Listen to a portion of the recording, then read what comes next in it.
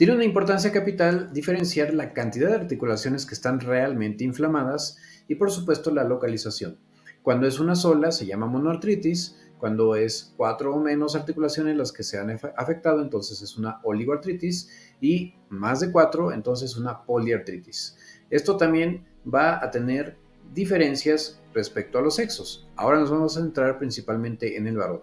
Si nosotros nos encontramos ante una monoartritis, es radical distinguir contra una artritis séptica, que es una de las causas más frecuentes. Entonces, adicional al interrogatorio y la exploración, hay que buscar si hay alguna puerta de entrada de algo que pudiera condicionar la aparición de una artritis séptica. Recordemos que de hecho la artritis séptica suele ser sumamente dolorosa y el paciente va a limitar lo más posible el movimiento de la articulación. Esto de hecho puede ser muy similar a lo que sucede en la gota. La diferencia es que en la gota la afectación, al menos en las primeras fases o en los primeros ataques, suele ser en la articulación de la llamada podagra, es decir, la primera metatarsofalángica de alguno de los pies. En tanto que la artritis séptica puede afectar cualquier localización del cuerpo, y entonces esto especialmente nos obliga a preguntar justo por los antecedentes sexuales y la exposición a drogas, así como posibles accidentes laborales por alguna punción o justo la penetración de algún material particulado extraño. Algo que puede también orientarnos más hacia una monoartritis de tipo séptico es la presencia de muy importante afectación o de muy importante ataque al estado general con fiebres altas. Algunos pacientes con gota pueden presentar fiebre, pero suele ser una fiebre leve, moderada, y además también algo importante es que hay una diferencia en cuanto a la edad. Si estamos ante un joven de menos de 20 años y tiene una monoartritis y sobre todo en territorios por arriba de las rodillas, hay que pensar, o en las mismas rodillas, hay que pensar que se trate de una artritis séptica, o incluso puede tratarse en menor medida de una artritis reactiva. Entonces, por eso también, adicional a los antecedentes toxicológicos, es fundamental saber si hay algún viaje reciente o hubo alguna infección previamente que pudiera orientarnos más. Ya veremos algunos otros detalles que puede ayudarnos a diferenciar entre estos diversos síndromes. Ahora, la oligoartritis, esto especialmente sucede en más bien niños o personas muy jóvenes, adolescentes, y nos hace pensar en una artritis idiopática juvenil. La poliartritis, que es la afectación de varias articulaciones, pues en realidad puede presentarse en múltiples circunstancias, como van desde la artritis reumatoide, el lupus, algunas formas de artritis psoriásica y desde luego la osteoartritis. Aquí también por eso es importante la evolución del dolor. Una poliartritis que lleva relativamente pocos meses de evolución y donde no hay una historia previa clara de alguna posible penetración o alguna exposición a tóxicos, nos debe hacer pensar, especialmente si afecta sobre todo las articulaciones más de las manos y que van más hacia proximal, entonces debe hacernos pensar sobre todo en artritis reumatoide y en menor medida en lupus, a menos claro que se acompañe de algunos otros datos, sobre todo de afectación de la piel, del cabello, aparición de úlceras o incluso algunos otros datos sugerentes de esta enfermedad, como puede ser dolor pleurítico o promaturia por la presencia de proteinuria en orina. Y bueno, a grandes rasgos, estos son algunos de los tips que nos van a permitir hacer una diferenciación que veremos a más detalle en las siguientes diapositivas. También es muy importante hacer una diferenciación entre si la afectación se presenta de un solo o de ambos lados de forma simétrica. Las artritis de origen autoinmune tienden a afectar de forma simétrica. Esto excepto en aquellas personas que han presentado un evento vascular cerebral y desarrollaron la enfermedad después de haber presentado dicho evento vascular cerebral, entonces es algo que hay que tomar en consideración. Pero si las articulaciones afectadas son de forma simétrica y principalmente son de las pequeñas articulaciones de manos, lo primero que debemos de pensar, aún en un varón, es una artritis reumatoide. Recordemos que esta enfermedad afecta más o menos al 1% de la población y que sí, en efecto, la mayoría son mujeres, más o menos con una relación de 4 a 5 a 1. Pero eso quiere decir que también, por supuesto, que hay varones que se afectan con este padecimiento, y lo más frecuente es que empiecen precisamente con una artritis simétrica de las pequeñas articulaciones de manos y de pies. Pueden afectarse otras articulaciones, como son codos, hombros y rodillas, pero recordemos que incluso la clasificación clinimétrica le da mucho más peso a la afectación de las pequeñas articulaciones de manos, sobre todo si son, comparando con el extremo distal de los dedos, más proximales hacia la muñeca. En efecto, si afecta carpo, metacarpo e interfalángicas proximales, debemos de pensar en una artritis reumatoide, a menos que haya otros signos acompañantes, como puede ser caída de cabello, eritema malar, úlceras en la boca o en la nariz, dolor pleurítico o incluso la posible aparición de afectación renal que nos debe hacer pensar en un lupus. Y en menor medida, algunas otras enfermedades autoinmunes que pueden también llegar a generar poliartritis, como son las vasculitis, pero estas nuevamente suele haber otros signos y síntomas acompañantes que nos van a orientar un poco más. Hablando de las vasculitis, pues sobre todo personas que tienen historia de enfermedad crónica de la vía aérea superior e inferior con afectación o no renal. Ahora, las asimétricas, como su nombre lo dice, pues afectan predominantemente una región del cuerpo. Si son de naturaleza crónica y se acompañan de deformidad, especialmente de las interfalángicas proximales y distales, eso nos debe de hacer pensar en una osteoartritis. Esta, de hecho, tiene además un fuerte componente genético, y la osteoartritis de manos, si bien afecta con mucho mayor frecuencia a mujeres, también puede afectar a varones, y a diferencia de las autoinmunes, esta última se presenta sobre todo en personas de arriba de los 50 años, en tanto que las de origen autoinmune, como las que ya comenté, principalmente van a afectar a hombres que se encuentran entre los 30, 40 y 50 años de edad. Claro que esto puede variar, pero son cosas que nos van a ir orientando. Además, también en cuanto a la naturaleza asimétrica, y si tiende a afectar sobre todo extremidades inferiores, debe hacernos pensar en las espondiloartritis, principalmente artritis reactiva, esto en el contexto de un paciente que presentó previamente algún cuadro infeccioso, o que tuvo justo ya sea una diarrea o una infección de transmisión sexual. Diferenciarlo, por supuesto, de la artritis séptica, pero si no hay un muy importante ataque al estado general y simplemente esta artritis sucedió de días o semanas después de la prima infección, debe hacernos pensar en una artritis reactiva.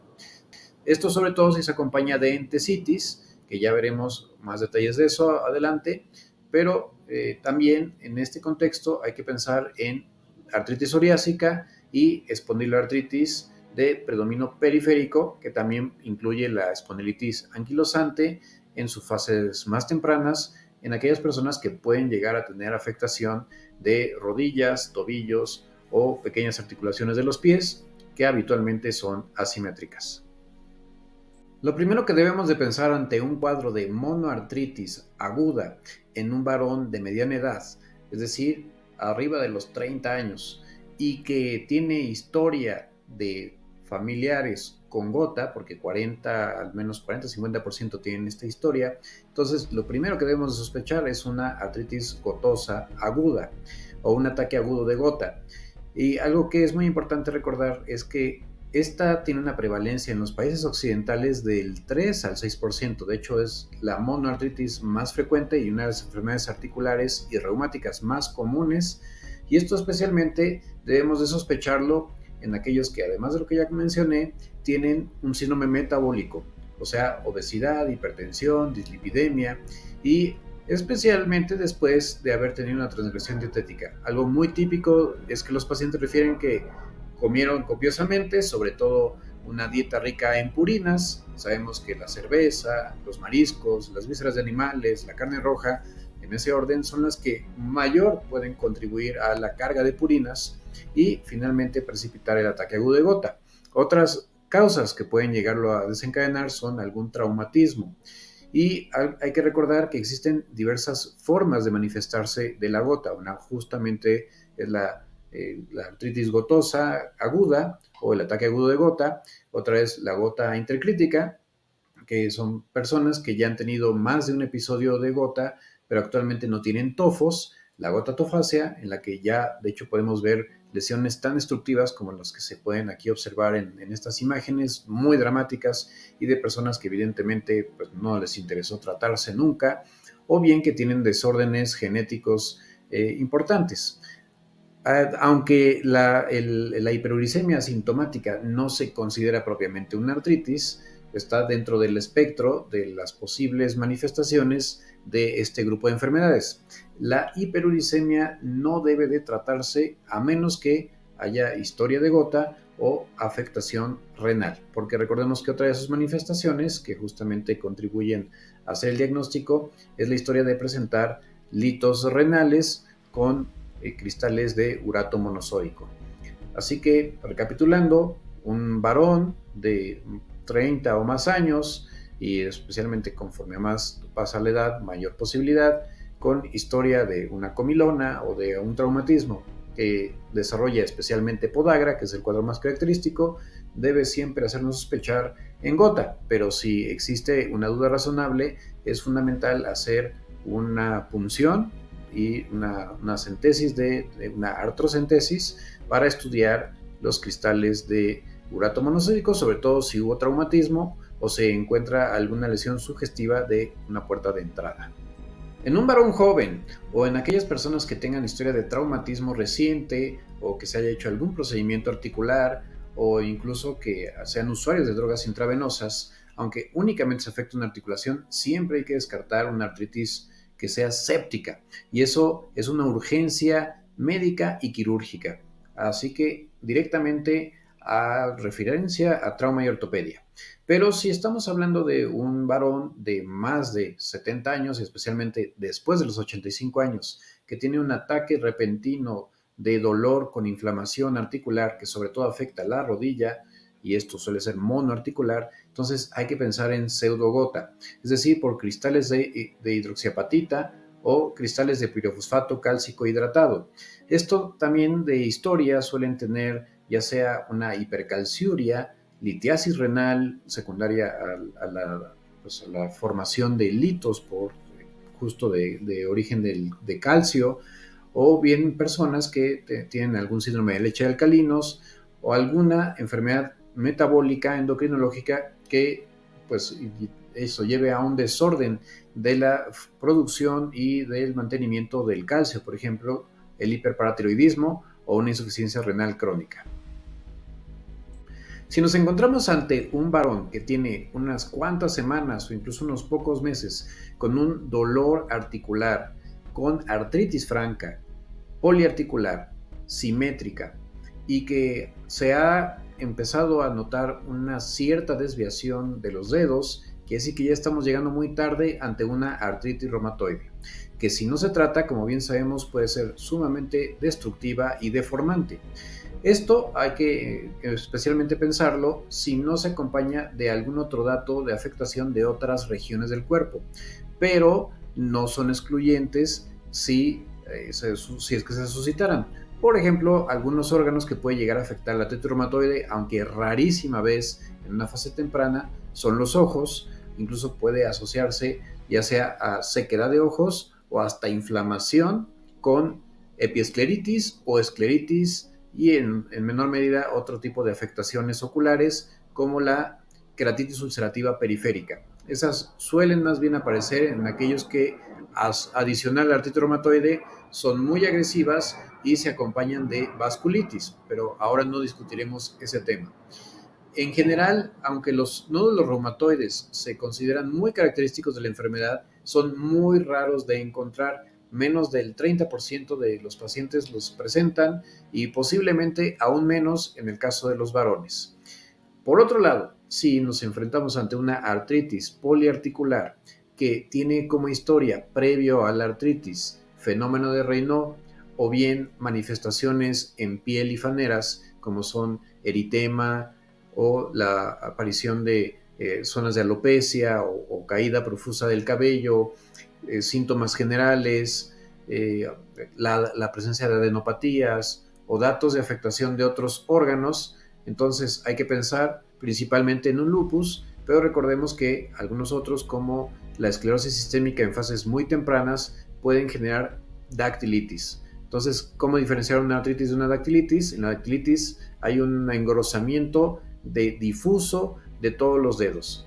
Pero aquí también viene otro lugar de diagnósticos diferenciales. Si no hay historia de fenómeno de Raynaud y si los capilares son normales y únicamente se presenta dactilitis, hay que pensar entonces en una espondiloartritis de predominio periférico, sobre todo si la persona tiene historia familiar de psoriasis, espondilitis anquilosante, de Crohn o enfermedad de colitis ulcerativa, así como artritis reactiva dentro de la familia o bien el que ya haya presentado justo un episodio. Entonces, estos son muchos datos que nos van a ir orientando hacia cuál puede ser la probabilidad. Pero en sí, la mayor probabilidad es la artritis reumatoide, que es la más frecuente de las enfermedades autoinmunes.